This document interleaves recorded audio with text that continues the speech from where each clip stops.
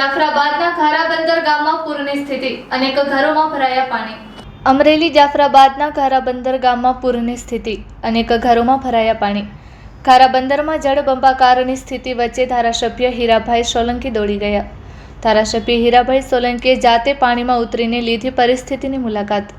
મુશ્કેલીમાં મુકાયેલા ગ્રામજનોની મદદ માટે સ્થાનિક તંત્રને કરાયું એલર્ટ। ફસાયેલા લોકોને સલામત સ્થળે ખસેડવા ધારાસભ્યના આદેશ। Report by Sarfaraz Khokhar, Amreli.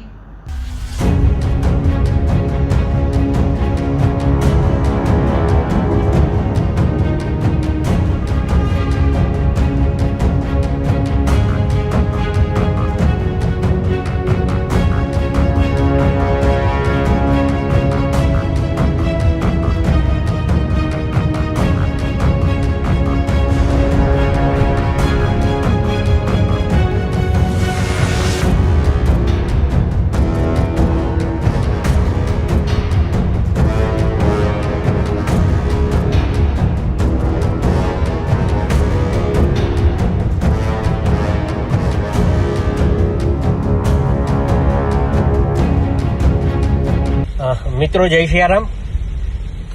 રાજુલા તાલુકામાં 12.5 ઇંચથી વધારે વરસાદ પડ્યો છે અને ધારાબંદર ગામમાં આજુબાજુ આખું ગામ પાણીથી પાણી ફરી વળ્યું છે।